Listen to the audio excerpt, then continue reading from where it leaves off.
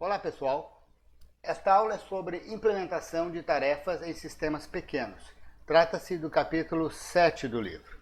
E neste segundo vídeo, veremos como implementar tarefas utilizando laço principal com tratadores de interrupções. O mecanismo de interrupções é um recurso presente em processadores de qualquer porte porque ele é extremamente útil. Desde 1960, interrupções são uma peça fundamental em qualquer computador. Ele permite, por exemplo, que um controlador de periférico, Ethernet, timer, teclado, qualquer coisa, acione um sinal elétrico no barramento de controle do computador e chame a atenção do processador. Quando uma sinalização elétrica desse tipo, uma interrupção acontece, o processador termina a instrução de máquina em andamento e desvia a execução para uma rotina específica. Essa rotina específica é o tratador daquela interrupção, o Interrupt Handler. O tratador de interrupção, ele realiza as ações necessárias em função da ocorrência daquela interrupção. Trata-se de uma rotina que não é chamada como uma função normal. Ela é executada quando ocorre uma interrupção. Quando a rotina que realiza o tratamento da interrupção termina, o processador volta a executar as instruções de máquina seguintes àquelas que ele estava executando quando a interrupção aconteceu. Então, aqui nós temos um exemplo, a linha do tempo corre para a direita, né? Nós tínhamos uma certa rotina de alguma tarefa em execução, veio a sinalização elétrica da interrupção, o processador, então, salva os registradores essenciais, na verdade, ele salva o conteúdo atual dos registradores essenciais, ele executa o código do tratador da interrupção.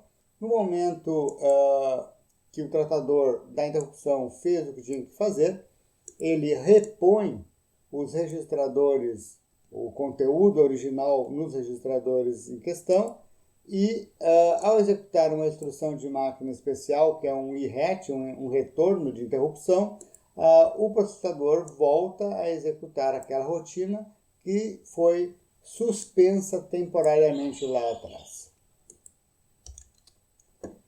Durante a execução do tratador de interrupção, é necessário preservar o conteúdo dos registradores. Por quê? Porque para esta rotina, este instante de tempo aqui vem logo após este instante, ou seja, a rotina em execução é o código de uma tarefa que é arbitrariamente suspenso em um ponto e depois retomado. Então, para que essa rotina em execução prossiga sua execução corretamente, nós temos que repor o conteúdo de todos os registradores que forem alterados, né, pelo tratador de interrupção. Então, durante a execução do tratador de interrupção é necessário preservar o conteúdo dos registradores associados com a rotina interrompida. A maioria dos processadores salvam automaticamente na ocorrência da interrupção, porém o tratador deve repor os valores que ele salvou. A instrução de máquina IRET, ela repõe os registradores que foram salvos automaticamente pelo processador. Porém, o tratador de interrupção, ele salva os registradores que ele vai usar, ele executa e ele repõe os registradores que ele salvou antes. Ao passo que a instrução de máquina IRET, a última instrução do tratador de interrupções, ela repõe aqueles registradores que foram salvos automaticamente pelo processador.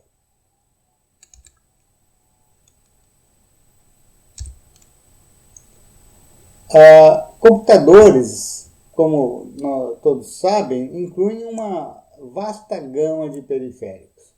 E esses periféricos, eles são comandados pelo controlador de periférico. O processador é capaz de ler e escrever registradores do controlador de periférico de maneira a comandá-lo.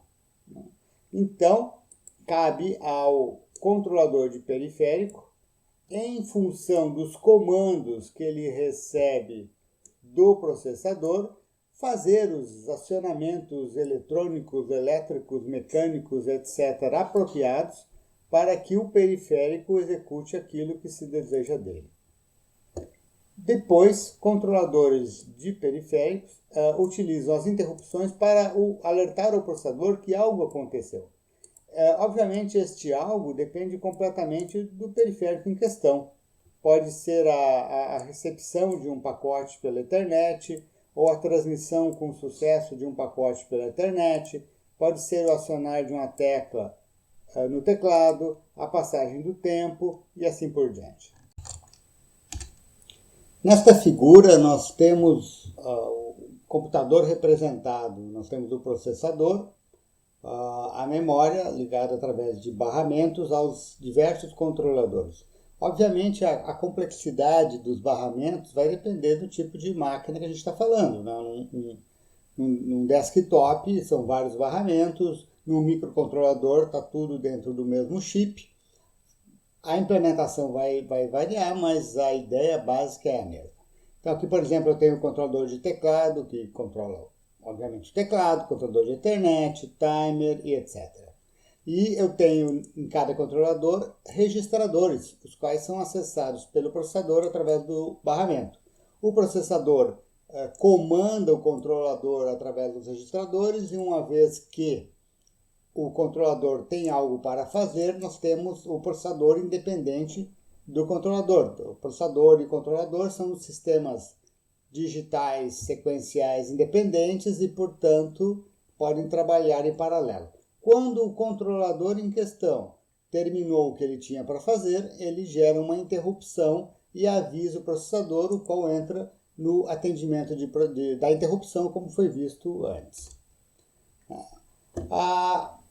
Atualmente, é típico que o processador identifique diferentes tipos de interrupções. Na verdade, é usado 1 byte, nós temos, portanto, interrupções do tipo 0 até o tipo 255, e cada periférico, cada controlador de periférico é associado com um tipo de interrupção diferente. Então, por exemplo, teclado é tipo 20, Ethernet é tipo 30 e etc, etc.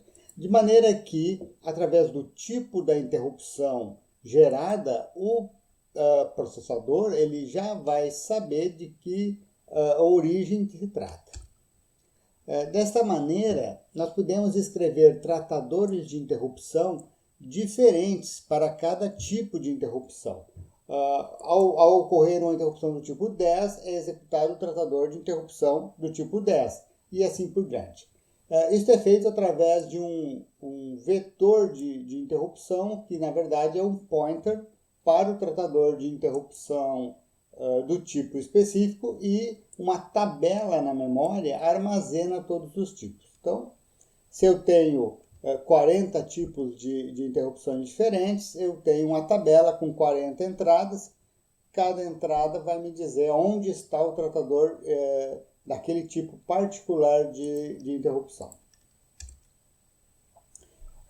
Também é comum nós termos prioridades entre os tratadores de interrupção, porque uma vez que eu tenho várias interrupções de tipos diferentes, né, teclado, periférico, disco, timer, etc., é possível a ocorrência de uma interrupção durante a execução do tratador de outra interrupção.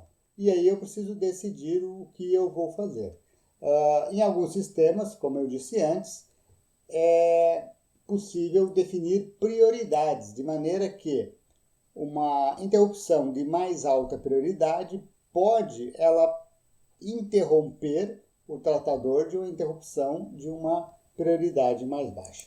Aqui nesse diagrama, o tempo corre para a direita, né? Então nós tínhamos uma rotina qualquer em execução, veio uma interrupção do tipo 30, O processador salva os registradores essenciais, ativa o tratador de interrupção do tipo 30, a qual salva registradores adicionais e está em execução, quando acontece uma interrupção do tipo 20. E neste cenário hipotético, interrupções do tipo 20 têm prioridade mais alta. O que acontece? O processador novamente salva os registradores essenciais. Todos estes salvamentos acontecem em pilha, de maneira que eles vão sendo empilhados e tu não destrói o salvamento anterior por fazer um novo salvamento. Entra o tratador de interrupções do tipo 20, ele salva os registradores que ele vai usar e ele executa. Ao final, ele repõe os registradores salvos por ele, tratador, e executa um IRET, retornando ao que estava sendo feito antes. Só que neste caso, o que estava sendo feito antes era o tratador da interrupção 30, e a gente volta para lá. Quando ele conclui, ele repõe os registradores que ele próprio, o tratador int30, salvou e executa um IRET. Este IRET vai repor os registradores essenciais salvos pelo processador e nós finalmente retomamos aquela rotina que estava em execução no momento em que tudo começou. Então nós temos um alinhamento de tratadores de interrupção neste exemplo. Em outros sistemas, os tratadores executam com interrupções desabilitadas. É proibido uma interrupção interromper o tratador de outra interrupção. Este cenário acontece aqui. Então, a rotina está em execução, vem a interrupção do tipo 30, salva registradores, está executando o tratador da int 30. E aqui vem uma interrupção 20. Neste caso, eu não vou permitir o alinhamento de interrupções e ela ficará pendente. O tratador da interrupção 30 prossegue. Quando ele chega ao final, registradores são repostos, ele executa o IRET e, a princípio, nós voltaríamos para a rotina em execução. Só que nós temos uma interrupção pendente e ela é imediatamente reconhecida. Registradores são salvos e nós executamos então o tratador da interrupção 20. No exemplo anterior, o tratador da interrupção 20 interrompia o tratador da interrupção 30, elas aparecem alinhadas. Agora não, o tratador da interrupção 30 vai até o fim e depois o tratador da interrupção 20 é executado. Ao final, repõe regs e RET e nós voltamos à rotina que estava em execução no início de tudo. Nem sempre eu posso permitir que o programa em execução seja interrompido. Por exemplo, o meu programa está alterando variáveis globais, as quais são também acessadas pelos tratadores de interrupção. De maneira que, se o tratador de interrupção for acionado neste momento, o código ficará corrompido. Eu preciso preservar as variáveis globais, mantê-las consistentes. Então, para isto, a gente conta, todo processador oferece a possibilidade de desabilitar interrupções. Isso é feito através de uma instrução de máquina, normalmente disable interrupt, e o contrário, habilita interrupções com a instrução de máquina enable interrupt. Então, essas duas instruções de máquina me permitem, por alguns intervalos de tempo, desabilitar interrupções no meu processador. Interrupções que podem ser desabilitadas são chamadas de interrupções mascaráveis. Também é muito comum processadores oferecerem uma interrupção não mascarável, normalmente chamada NMI. Esta é uma interrupção de um certo tipo específico que tem um tratamento semelhante a todas as demais, porém a NMI não pode ser mascarável, ou seja, ela sempre vai ser atendida, não importa o que está acontecendo na máquina. Então, o projetista do sistema tipicamente reserva a NMI para coisas muito importantes que não podem esperar. Por exemplo, se a minha fonte de energia detecta uma iminente falta de energia, ela pode disparar uma NMI para que o processador faça, por exemplo, um salvamento de emergência de dados em flash memory. Apenas um exemplo do que pode ser feito. Além das interrupções sinalizadas eletricamente através do barramento, eu também posso empregar interrupções de software. Interrupções de software são interrupções da mesma forma que as outras, porém, ao invés de serem sinalizadas eletricamente no barramento, elas são sinalizadas por uma instrução de máquina específica, tipicamente chamada INT, de interrupt. A maioria dos processadores permite que na instrução de máquina INT a gente possa fornecer o tipo de interrupção a ser gerada. Por exemplo, INT 8 terá o efeito equivalente à sinalização pelo barramento de uma interrupção do tipo 8. No mais, o comportamento é semelhante à interrupção de hardware. A única diferença mais relevante é que interrupções de hardware através do barramento sinalizadas por controladores de periférico acontecem em momentos aleatórios, eu não consigo prever eles. Por outro lado, a interrupção de software é uma instrução de máquina dentro do meu programa e, portanto, obviamente, sou eu que decido quando ela vai ser invocada. E, além das interrupções de hardware sinalizadas eletricamente no barramento e as interrupções de software geradas por uma instrução de máquina, existe um terceiro tipo que a gente vai chamar de interrupção de proteção ou exceção. Elas são geradas automaticamente pelo processador quando ele detecta algum tipo de problema. A lista de exceções ou de interrupções de proteção que um dado processador pode gerar depende muito do processador em questão. Pode ser nenhuma ou dezenas de tipos diferentes. Por exemplo, uma divisão por zero pode gerar uma exceção. O acesso a uma posição de memória que não existe também pode ser sinalizado por uma exceção, e etc. As exceções, elas são tipadas, ou seja, elas têm tipo, têm um número, da mesma forma que interrupções de periféricos e de software. No final das contas, tipicamente as interrupções vão de 0 a 255 e algumas estão associadas com controlador de periférico, outras estão associadas com situações de erro ou ainda associadas a interrupções de software.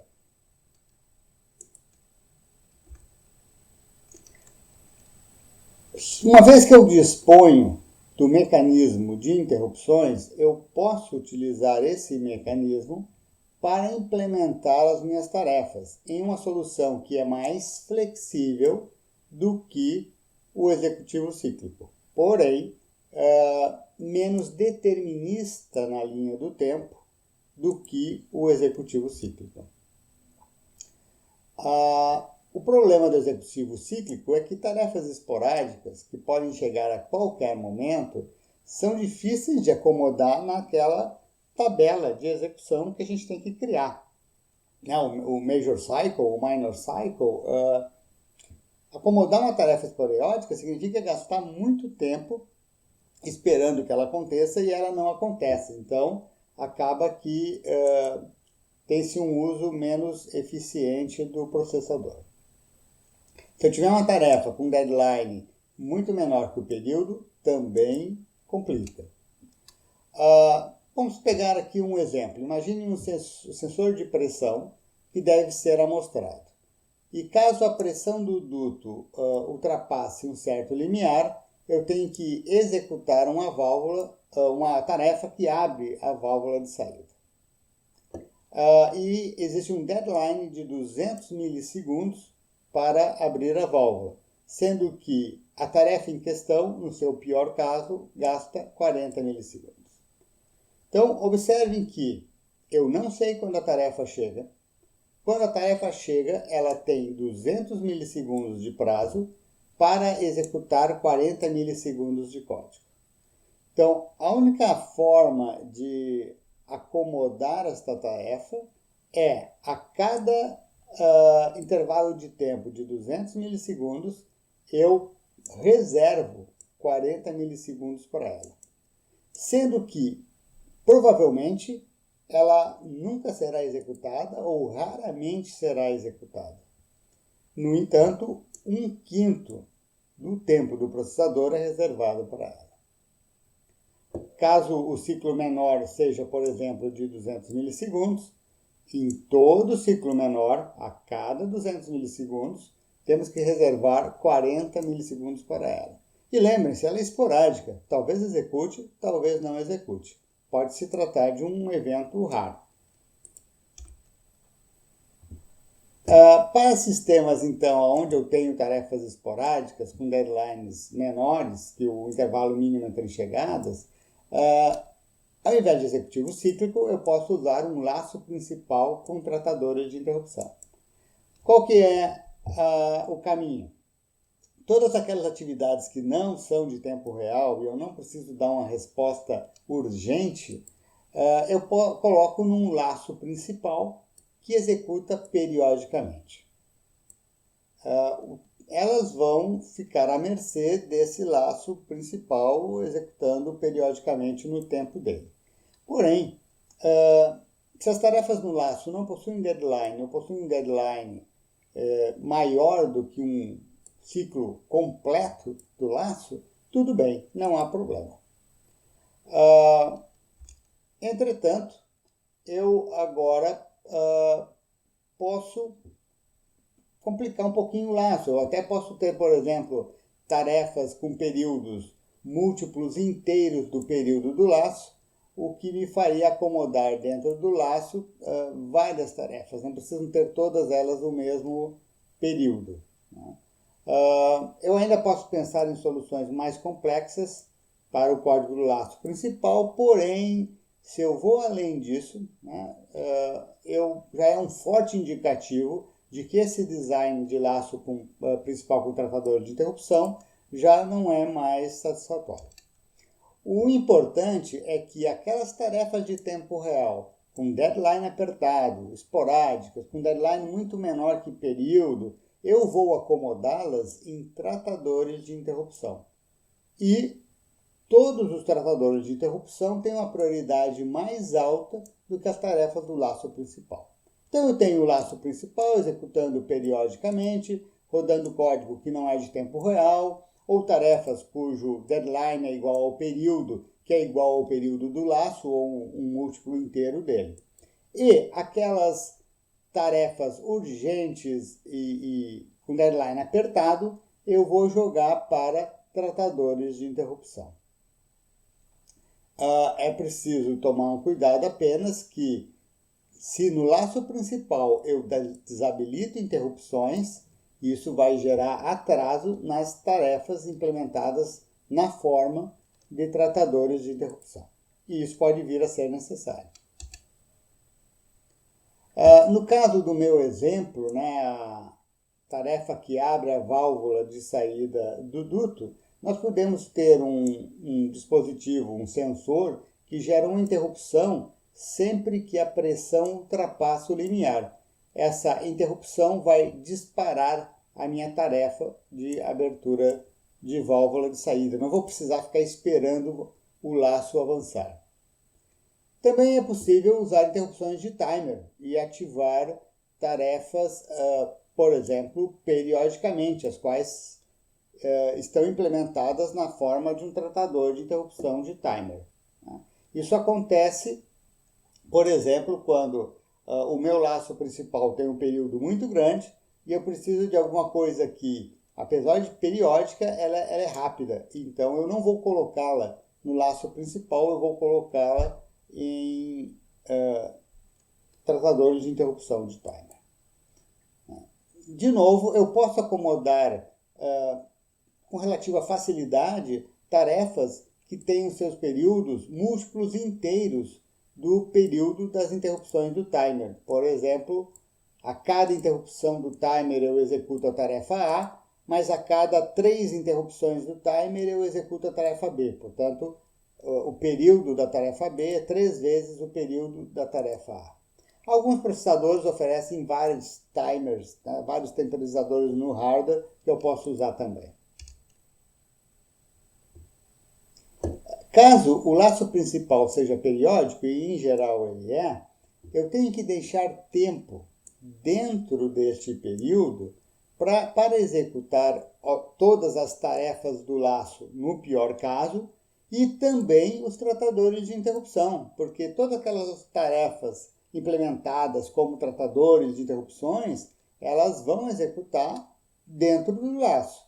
Eu não sei quando elas vão ocorrer, mas eu tenho que ter tempo dentro do período do laço para executar todos os tratadores de interrupção. Por exemplo, se o período do laço principal for 100 milissegundos e eu tenho um controlador de porta serial capaz de gerar uma interrupção a cada 2 milissegundos, enquanto eu dou uma única volta do laço, eu posso ter 50 interrupções da serial. Portanto, dentro dos 100 milissegundos do laço, eu preciso acomodar todas as tarefas do laço, mais 50 execuções do meu tratador da porta serial.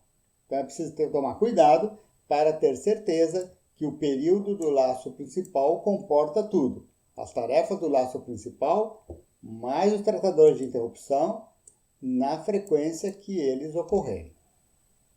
Então, a desvantagem desta abordagem em relação ao executivo cíclico é que agora não existe mais aquela escala de execução de tempo fixa que eu posso inspecionar e ter certeza, através de uma simples inspeção da escala, que os períodos são cumpridos, os deadlines são cumpridos, etc.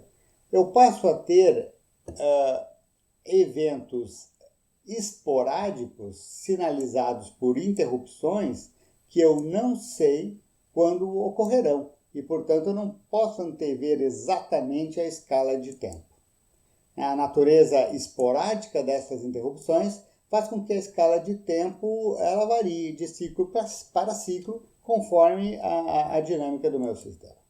Então, qualquer análise de tempo de resposta das tarefas neste caso não é mais a mera inspeção da tabela. Eu tenho que tomar cuidado e, inclusive, mesmo uma tarefa implementada como tratador de interrupção poderá vir a ser atrapalhada, caso eu tenha interrupções desabilitadas, em alguns momentos do laço principal, por exemplo, ou ainda diferentes tipos de interrupção podem ocorrer simultaneamente, fazendo com que um tratador de interrupção execute antes do outro e o outro, portanto, vai ter que esperar, vai ter um atraso em seu tempo de resposta.